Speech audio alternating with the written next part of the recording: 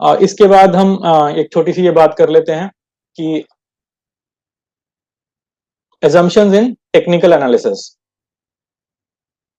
तो इसमें है कि चार चीजें हैं: मार्केट डिस्काउंट्स, एवरीथिंग।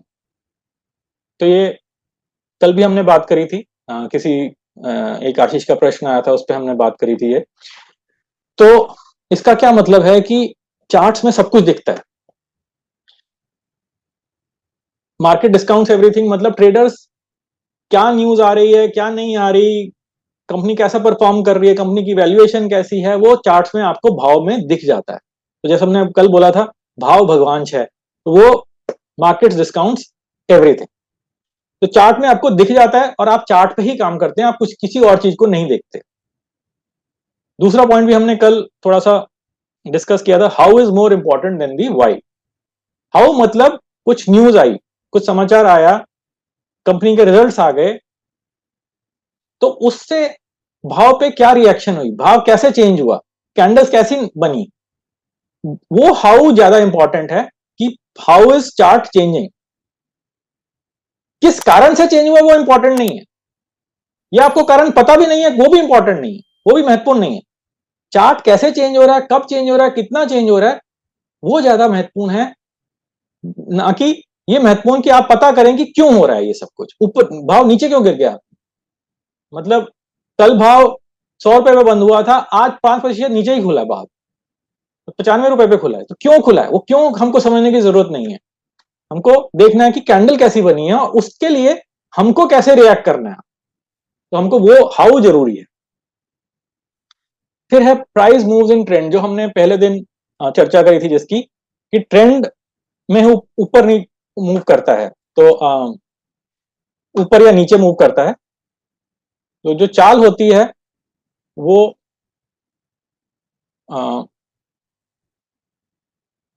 तो भाव कहीं कहीं ऐसे चलता है, ऊपर जाता है, फिर थोड़ा सा नीचे आता है, फिर ऊपर जाता है, फिर नीचे आता है, और हो सकता है फिर ऐसे साइडवेज चला जाए, फिर हो सकता है थोड़ा सा और नीचे आ जाए, फिर ऊपर जाता है, फिर नीचे आता है, फिर ऊपर जाता है, फिर नीचे आता है, थोड़ा सा और हो सकता है नीचे आ जाए, फिर ऊपर चला जाता है। तो ये हो जाता है एक अपर ट्रेंड बन जाता है। और ऐसे ही डाउनवर्ड ट्रेंड भी बनता है। तो डाउनवर्ड ट्रेंड में मैं यहाँ ऊपर बना देता हूँ कि भाव नीचे आता है, फिर थोड़ा सा ऊपर जाता है, फिर नीचे आता है, फिर ऊपर चला जाता है, तो और फिर उसके बाद नीचे। तो डाउनवर्ड ट्रेंड भी ऐसे चलता है, और साइडवेज ट्रेंड ऐसे ऐसे चलता है, ऊपर नीचे चलता रहता है। तो प्राइस हमेशा ट्रेंड में चलता है, जिसकी ट्रेंड की हम चर्चा कल पूरे डिटेल में कल करेंगे, पूरी गहराई में देखेंगे कि ट्रेंड का क्या मतलब है और क्यों इतना महत्वपूर्ण है ट्रेंड को समझना। फिर history tends to repeat itself. History का मतलब क्या है, जो कल हमने पैटर्न देखा, डबल बॉटम पैटर्न, ऐसे कई और सारे पैटर्न होते हैं। तो उसका मतलब क्या है कि भाव एक लेवल पर आता है और दोबारा उसी लेवल पर आता है। तो हिस्ट्री में जैसे चीज बनी है ना, जो पहले हुआ है वो दोबारा होता है। हमको बस उसको समझना है कि वो दोबारा हो रहा है, और जब वो दोबारा हो रहा है तो हमने फिर ट्रेड लेना है, उसी के बेस पे हमको ट्रेड लेना है। तो ये चीजें हैं। अभी आगे चलते हैं। तो हमको यहाँ पे ये चीज करनी है, जिसको हम आगे आने वाले समय में बहुत डीप में समझेंगे, कि before trading taking a trade you have to decide. कि ट्रेड लेने से पहले आपको एक डिसीजन लेना पड़ता है। तो डिसीजन लेते टाइम, मतलब आपने खरीदने का डिसीजन लिया, तो खरीदने का डिसीजन लेते टाइम आप ये देखेंगे कि बाइंग प्राइस क्या है, आप ये देखेंगे कि टारगेट प्राइस क्या है, आप ये देखेंगे कि सीसी पॉइंट क्या है, कंजर्व कैपिटल पॉइंट क्या है, जिसको आम भाषा में लोग स्टॉप लॉस बोल देते हैं। आप ये देखेंगे कि आपका होल्डिंग पीरियड कितना रहेगा, 1 सप्ताह है, 2 सप्ताह है, मतलब एक्सपेक्टेड कितना है आपका। ज्यादा भी हो सकता है, कम भी हो सकता है, पर कितना है वो आप लिख के रखेंगे। फिर आप देखेंगे कि आप क्यों ले रहे हैं ट्रेड, एक रीजन बहुत इंपॉर्टेंट है। आपने कोई पैटर्न देखा उसके बेसिस पे लिया, आपने ट्रेंड पे देखा उसके बेसिस पे लिया, या कोई और भी रीजन हो सकता है, किस रीजन से आपने लिया। तो आगे आने वाले समय में जब हम समझेंगे कि आप कैसे कैसे ले सकते हैं, तो आप एक रीजन की लिस्ट बना लेंगे, उसमें से बोलेंगे कि अच्छा इस रीजन के लिए मैंने ये ट्रेड लिया। तो ये 5 चीजें बहुत ही महत्वपूर्ण है, बहुत ही इंपॉर्टेंट है। तो जो हमने शुरू में बात करी थी, profits are made at the time of buying and not at the time of selling. तो खरीदते टाइम आपका लाभ बनता है, प्रॉफिट बनता है। तो वो खरीदते टाइम का मतलब यही है कि आप ये पांचों चीजें पहले डिसाइड करिए, तभी आप खरीदिए। जब तक ये पांचों चीजें में से एक भी चीज डिसाइडेड नहीं है तो आप नहीं खरीदेंगे। रुकिए जरा, ठहरिए, मैं आपको एक छोटा सा संदेश देना चाहता था। मैं स्विंग ट्रेडिंग पर एडवांस क्लासेस भी लेता हूं। अगर आप मेरी एडवांस क्लास लेना चाहते हैं तो मुझसे व्हाट्सएप या ईमेल पर संपर्क कर सकते हैं। तो चलिए वापस फ्री ट्रेनिंग पर चलते हैं। तो इसके बाद हम इसकी बात कर लेते हैं। ये जो लाइंस है मैं ये हटा देता हूं। अच्छा, तो हम इसकी बात कर लेते हैं कि आपका ये क्या होमवर्क है। तो आपको होमवर्क ये है कि आपको एक बही खाता बनाना है।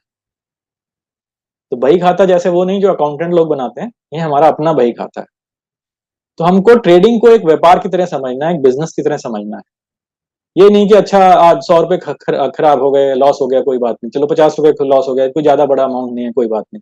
वो नहीं सोचना है। आपको ये सोचना है कि अगर 50 रुपए आज लॉस हुआ है तो पूरे सप्ताह में कितना हम फायदा करें। तो व्यापार में ऊपर नीचे तो लगा रहता है, कहीं पे आप घाटा करेंगे, कहीं पे आप लाभ करेंगे, हो जाएगा।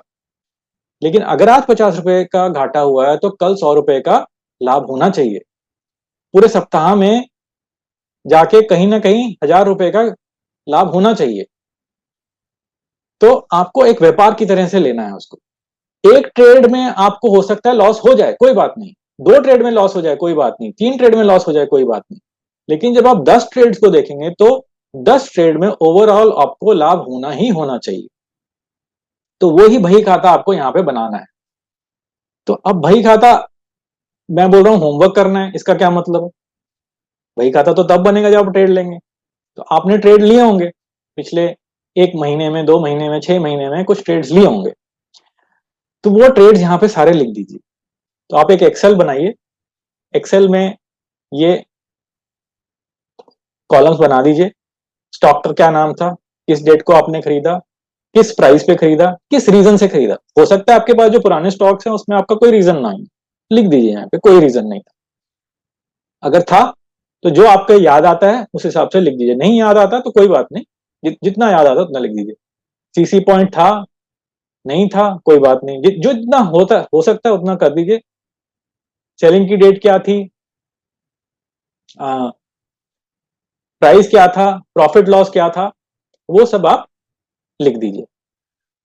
तो जब आप ये होमवर्क करेंगे तो आपको पता लगेगा कि आपकी गलतियां पिछले, आपने मान लीजिए 3 महीने का आपने सारा डेटा यहाँ पे लिख दिया। पिछले 3 महीने में जब आपने डेटा लिखा तो करीब करीब मान लेते हैं कि आपने 25 ट्रेड लिए थे। 25 ट्रेड लिए तो उसमें से कुछ घाटे में गए, कुछ लाभ में गए। फिर आप उसको देखें कि मेरा ये घाटे में क्यों गया, मैंने क्या गलतियां करी, ये फायदे में गया तो क्यों गया, ऐसा क्या किया जो मेरे को ये फायदा हो गया। तो वो जब देखेंगे तो उसी से आपकी लर्निंग होगी। और आने वाले समय में ये आप बही खाता मेंटेन करके चलिए। आप कल कोई ट्रेड लेंगे उसका आप डालते जाइए साथ साथ। तो आपको ट्रेड लेने में 1 मिनट लगेगा, ज्यादा नहीं लगेगा। ट्रेडिंग टर्मिनल पे जाना है, जो भी आप जीरो धा कर रहे हैं या जो भी आपके पास है उसमें 1 मिनट से ज्यादा नहीं लगता है बाइंग डालने में या सेलिंग डालने में। और आपको ये लिखने में भी 1-2 मिनट लगेंगे, उससे ज्यादा नहीं लगेगा। क्योंकि अगर आपकी एक बार एक्सेल शीट बन गई तो उसमें बस एंट्री करनी है आपने, तो ज्यादा टाइम नहीं लगेगा। आप दिन के अंत में भी एक बार ये कर सकते हैं। समय किसमें लगेगा, इसमें लगेगा, एनालिसिस करने में लगेगा। तो यहां पे आप समय लगाइए। यहाँ पे आपको 10 मिनट लग रहे हैं एक चार्ट पे, 15 मिनट लग रहे हैं एक चार्ट पे, 1 घंटा लग रहा है एक चार्ट पे, कोई बात नहीं। आने वाले समय में वो भी कम हो जाएगा, आप 1-2 मिनट में चार्ट देख सकेंगे और ये सारी चीजें भी आप 2-4 मिनट में लिख पाएंगे। तो यहाँ पे आप समय लगाइए। और ट्रेड लेने में समय नहीं लग रहा, वो नहीं लगेगा। ले लिखने में समय नहीं लग रहा, नहीं लगेगा। लेकिन जब आप ये लिख लेंगे, इसके विश्लेषण में आप फिर समय लगाइए। तो हर सप्ताह को इसको देखिए कि आज मैंने इस सप्ताह कौन से ट्रेड लिए, कितने अच्छे निकले, कितने खराब निकले, क्यों निकले। अगले सप्ताह फिर वही करिए एक्सरसाइज। तो ये करते रहिए आप। तो यही होमवर्क है कि आप एक एक्सेल शीट बनाइए और पुराना डेटा एंटर करिए और फिर उस बही खाते को आप देखते रहिए। तो आपको ये करके मान के चलना है कि ये आपका व्यापार है, इससे आपको इनकम कमानी है। इसमें ये नहीं है कि मेरी इनकम तो कहीं और से आ रही है, तो चलो चलो 50 रुपए 100 रुपए कोई घाटा भी हो जाए तो महीने में ऐसा कोई खास फर्क नहीं पड़ता, या 1000 रुपए का भी घाटा हो जाए तो महीने में ऐसा कोई खास फर्क नहीं पड़ता। तो वो नहीं सोचना है।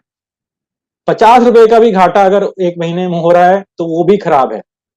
50 रुपए का फायदा अगर पहले महीने हो रहा है, बहुत अच्छा। आगे आने वाले समय में वो 50 का 500 हो जाएगा, 5000 हो जाएगा, 50,000 भी हो जाएगा, उससे भी ज्यादा हो जाएगा। तो आपको बस यही मान के चलना है कि हम ये व्यापार कर रहे हैं और इसको व्यापार की तरह ही करना है। चलिए आज का सेशन का अंत करते हैं। तो आज यही डिस्कस करना चाहते थे, साइकोलॉजी पे ज्यादा डिस्कस करना चाहते थे। तो कल हम ट्रेंड के बारे में बात करेंगे। तो उससे पहले आप लोगों को एक प्रश्न है तो बताइए। आज की क्लास में तो कोई प्रश्न नहीं है, आपने बहुत अच्छे तरीके से समझाया, बहुत सिंपल लैंग्वेज में एग्जाम्पल भी अच्छे, काफी प्रैक्टिकल एग्जाम्पल दिए, तो आज तो कोई डाउट नहीं है। ठीक है, चलिए बढ़िया है। तो कल हम ट्रेंड के बारे में समझेंगे और उसके बाद आने वाले समय में तो हम मतलब जैसे अब प्रॉपर कोई ट्रेड लेना शुरू करना पड़ेगा। और उसमें अगर आप कोई ट्रेड ले रहे हैं या आप ट्रेड सोच रहे हैं, ले भी नहीं रहे, सोच रहे हैं, तो वो भी आप यहाँ पे क्लास में डिस्कस करिए। तो मैं आपको बता सकूंगा कि ये आपका विश्लेषण ठीक है या गलत है। तो उससे ज्यादा सीखने को मिलेगा। अब जो आगे हम सीखेंगे बस अब वो ट्रेडिंग के बारे में ही पूरी चर्चा करेंगे कि ट्रेड कैसे लेना है, कहाँ पे सेटअप देखना है, कैसे पैटर्न देखने हैं।